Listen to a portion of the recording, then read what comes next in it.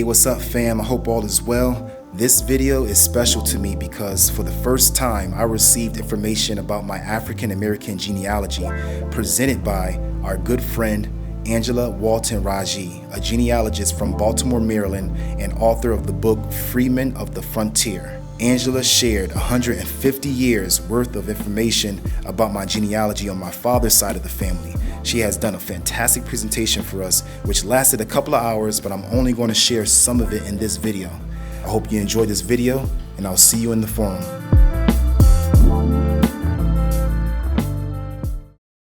All right, fam, let's get into it. This is a short presentation of my great-great-grandfather, Fleming Christian, a freedom fighter. All right, let's take a look. Volume 2, here is the proof. Oh my goodness. Here's the Yes. proof. Congratulations. Thank you. Thank you. And this, as you can see, it is volume 2. And this is focusing on Creek and Seminole freedmen families. And they're full of family histories and documents and numerous things that are there. So anyway, that's what I do. And of course, I do genealogy all the time. Yes. It's a passion. You know, you do what you do. That's Yes, it. That's you're a it. researcher. We That's appreciate it. you reaching out to us. Oh, when I watched the Offer your video. services, we was like, thank you. Oh, my pleasure. Well, I just was so excited because I saw your enthusiasm when you'd gotten your results from African ancestry. But then you mentioned something that you were curious about the family history. And then I was like, oh, well, they can't do their history if they're in Ghana or wherever you are in the world. But I'm at my computer. I can pull up all kinds of records. So I just said, let me just make an offer. You know, I have fun. Yes. Well, why don't we get into your family history? I found an interesting document from the Freedmen's Bureau, and it listed the names of people who were owed some money. And it says here, Percy, Norfolk, Virginia, H.C. Percy, Norfolk, Virginia, in account with the Freedmen's Bureau for money received for colored soldiers and sailors. It says the Christian Fleming was in the first company of the first colored cavalry. This is telling me that Fleming Christian was in the first colored cavalry of the Civil War. He fought for his own. This is an image taken from a Civil War painting, and the artist drew pictures of the colored cavalry as they were riding through town. Fleming was in that unit. Cavalry, the cavalry soldiers were men who rode horses. They rode into battle on a horse. Infantry soldiers were foot soldiers, but he was a mounted soldier. He rode a horse into battle. Wow. This is his history. And here's a picture that was taken during the Civil War of 3 soldiers, unknown, but they were cavalry soldiers. These were black men in the Union Army in the colored cavalry. This is the uniform that they would have had to wear. So this is part of your history. Now, I pulled up a record showing Fleming Christian, 1st Cavalry, United States, and look where he was born, Charles City, Virginia. Okay. And he enlisted in Norfolk, Virginia. And look at the bottom of that document. He was promoted to corporal, okay, in 61. Wow. So usually when a private is promoted to either corporal or sergeant, it's usually because they had a few skills. They could read and write. So they could read the names of the other enlisted men if they had to call, you know, do a roll call. The unit was originally organized in Hampton. They had duty in Williamsburg and Fort Monroe, Virginia. They were on some reconnaissance missions in Kings County, Queens County in 64. They were part of General Benjamin Butler's operations on the James River and in Petersburg. Petersburg was a major battle. Major battle. And you see in that middle paragraph that the colored cavalry was part of the Siege of Petersburg. They were involved in all these battles. Fleming went through that. This is a newspaper article. A lot of times they didn't have photography a lot of battle. So in the old newspapers, they would draw a sketch and put it in the Yeah. paper. Now, this is a sketch. It was really done in black and white, but somebody took it and colorized the sketch. This is showing the black soldiers. This is showing some black soldiers at Petersburg when they were fighting. And one thing I want you to think about, too, the Civil War, because you don't see pictures of many soldiers. The movie Glory is the only movie that shows black soldiers in the Civil War. But there were a lot more because soldiers from, well, in fact, most of the soldiers who were black in the Civil War were from the South. They didn't fight for the South. They fought for their own freedom. They all fought for the Union Army, but they were recruited in the South. When the soldiers came into Virginia, they recruited Fleming. They recruited soldiers all the way, black soldiers, to join the Union Army all the way down to Louisiana. Almost 250,000 black men joined the Union Army to fight for their freedom. And you come from one of those freedom fighters. This is amazing. In Washington, D.C., there is the African American Civil War Memorial. Behind this is the statue representing the black soldiers who fought for their freedom. And this is a picture of the monument. They're standing on that little mound. And if you look what looks like it's behind the monument, you see a wall. That wall forms a circle around that statue. In that circle are the names of every single soldier who was black who served in the Union Army. And on one of those plaques, Fleming Christian's name is there on that wall. So should you ever visit Washington, D.C., you come to the States, you've got to go to the Civil War Memorial. It is not far from Howard University. And visit the memorial, find the wall that shows the 1st Colored Cavalry, and you will find the name Fleming Christian on that wall. And his name is there. I wanted to see if there was anything else about Fleming that I could find. But lo and behold, look what I found. Now, I want to give you a time frame. Always think of a time frame. Just don't think of a name appearing in a vacuum. This is an 1860. The Civil War didn't start till 1861. This is a year before the Civil War. Now, this is a census record, but look what I found. Fleming Christian. In 1870, everyone who had once been a slave now had their name written in the census for the first time. But in 1860, they did not write the names of people who were slaves. They only wrote the names of people who were free. And what do you see? Fleming, he was a free man. He was free before the war. And he still, a year later, 2 years later, he took up arms to fight for freedom for other people. Because he joined the Union Army and fought for the North. And said, no, I'm going to help free my other people too. But here he is before the war. He was a free, as we call them, FPCs, a free person of color. He was a free man. We don't know how he got his freedom. And it's possible he earned his freedom. Maybe he purchased his own freedom. We don't know how he became free. Before freedom, you see him living with some other people. He was a free man. I found him in 1850. Oh my God. 50. He was now 17 years old. He lived with a black family. Notice under race, the father, they lived with in a black household, I'll put it that way. With a man called William Scott, who had a wife or someone called Silva. Then there were some other people in the house, all of whom were black, and there's Fleming living. And notice there's somebody else in the household who was probably another brother. His name was Henderson Christian. Look at that. Right on top of Fleming's name. Yes. We don't know who he is. We don't necessarily know, were they related, were they brothers, or did they just happen to get their freedom the same? We don't know those details. But the one thing we know, that in 1850 they were free. I could not find him in 1840 or any years earlier. But at least you know he was free in 1850. So that tells me that he was probably able to get his freedom between 1840 and 1850. Somehow. We don't know that part of the story. But we know that his name is there. and you can call his name. Civil War was hard enough for people, but after the Civil War, yeah, the slaves were freed. But one thing people think that, okay, we got to let y'all go and everything was fine. It wasn't fine. You had a whole lot of people who couldn't stand it that these black people were free. So even though times have not changed 150 something years later,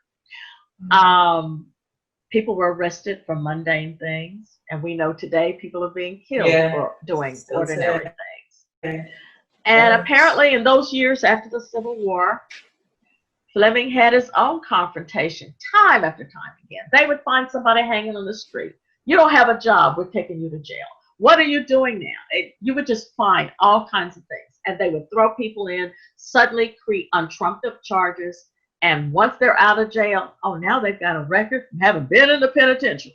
This happened again and again and again. I found an article from 1876. What? Oh my God. Are you serious? Norfolk, Virginia, March the 8th. This is 5 years into freedom. And if you read about it, it says, while the prisoners are being sentenced yesterday afternoon, quite a number of them claimed that they had not had justice. Look how they write the word justice, because they were mimicking the accent in which these black people spoke. Oh, they had not had justice upon their trial. Only one, Fleming Christian, now they're calling him an ex-convict. He also stated at the time the Negroes would soon come, but the time of the Negroes is gonna come. And his allusions to the jury which convicted them were more forcible than elegant. In other words, he was speaking with some force. He was furious, but he was not afraid. He's like, you can send me to jail, but our time is going to come. That's basically what he was saying. So now, as we think about this guy in court after the war, he wasn't afraid of confrontation. That's right. Because he was already a freedom fighter. So your legacy is a strong one, from Henrico, Virginia, to DeSoto County, Florida, to Plains, Georgia, back to Hartford, Connecticut. You have a very strong, strong legacy coming from multiple sites in the country through the Great Migration. All these branches were migrating and happened to converge in Connecticut to bring you forth. And of course, now you're everywhere, West Africa, Asia, wherever you're going. If I see you in Iceland next time or Greenland, I won't be surprised. But your legacy certainly continues. That's why I have all these names up in here.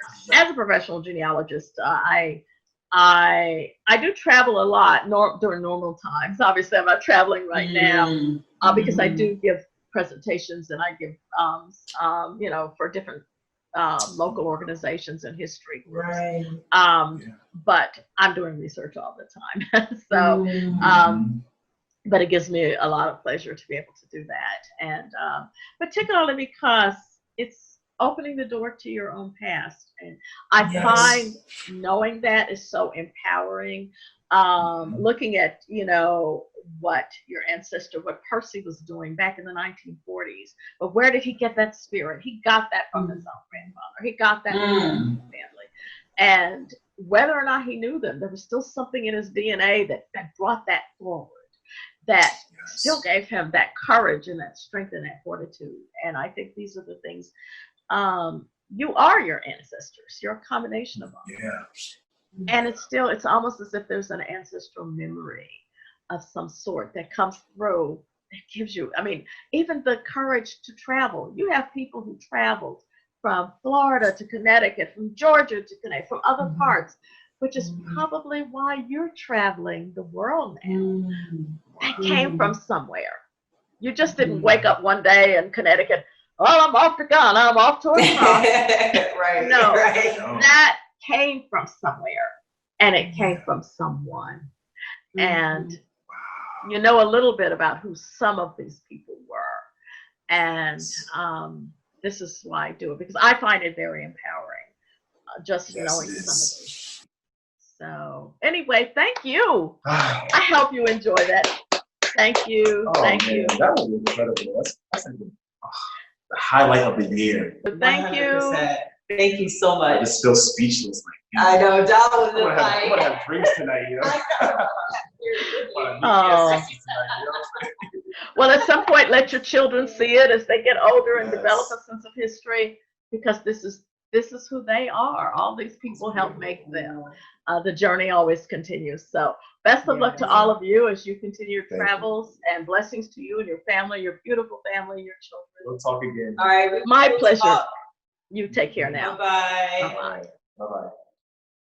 I was amazed by genealogist Ms. Walton-Raji's findings of my great-great-grandfather. When we did the African ancestry video with Gina Page, I set out a goal to find out more information about my family. What are you feeling? What is going on in there?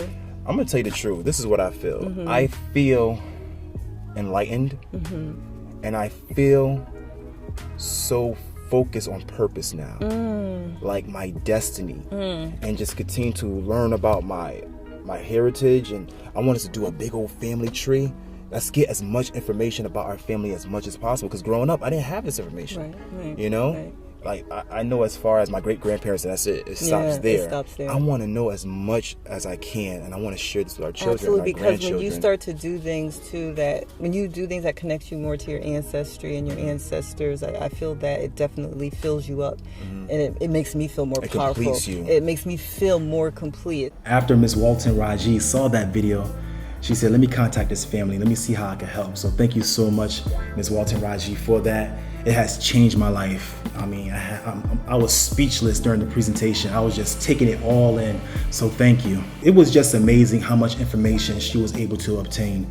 And to be a part of Fleming's lineage, it gives me a boost of confidence and insight, because we share the traits of our ancestors. We share the stories of our ancestors, and they're a part of us. So it just reminds me that all the things that he's gone through and all the things that our ancestors have gone through as Black people, it just reminds us that we are survivors.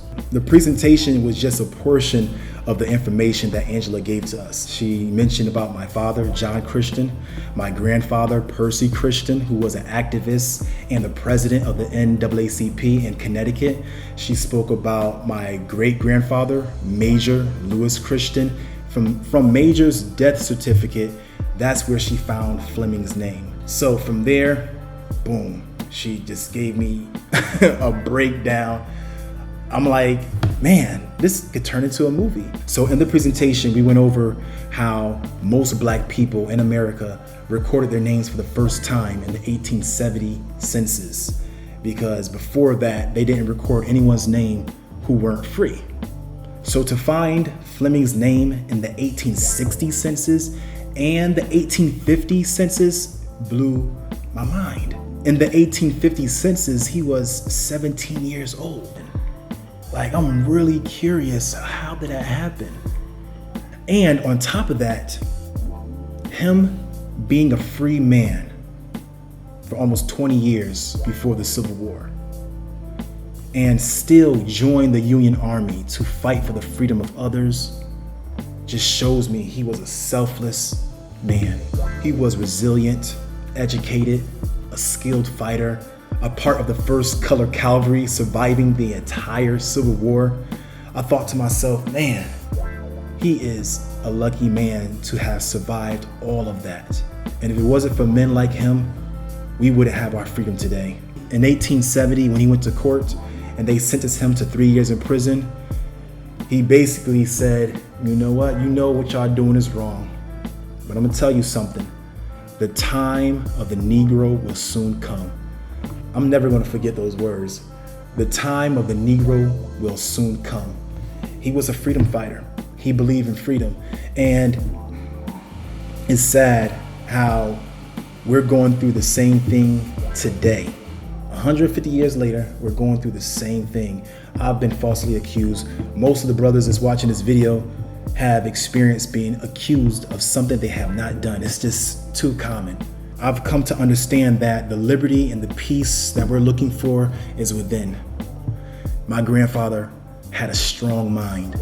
That's how he was able to go through all the things he had gone through. Fleming was all about freedom. And it's interesting because here at Native Borne, our mantra is family, freedom, happiness. Being and doing whatever we're meant to do. And that's what life is about. And his sacrifice allowed me to be in this position where I am now. And I feel like my ancestors in some way is living through me, and they want me to take it to the next level. Angela mentioned that you are your ancestors. And it's interesting how we all have different journeys and we all have different paths. That's why it's important to follow your dreams. That's why it's important to understand who you are, your capabilities, your gifts, your talents, because when you connect to that, it will lead you in the path that you're supposed to be on. We try so hard every single day, but life is not about money. It's all about fulfilling purpose. We work for our purpose. Yes. It was brilliant how Angela looked for information at the Freedmen's Bank, and she ended up finding my uncle, my great-great-uncle Clayborn Christian.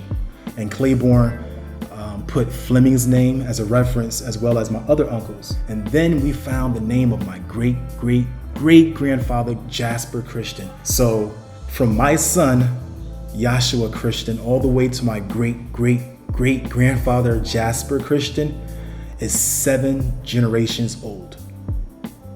7. So, wow. Knowing your family history and having it documented is so empowering. It gives your children a sense of where they come from, therefore establishing a sense of pride, a sense of purpose, and it's a gift to your grandchildren. I'm honored to have had this opportunity to share the story of my great-great-grandfather, Fleming Christian. His name will never be forgotten, and I'm going to continue to do great things in the name of my ancestors, in the name of the creator of all creation. May we all survive, thrive, and live life to the fullest. Till next time, fam. Peace.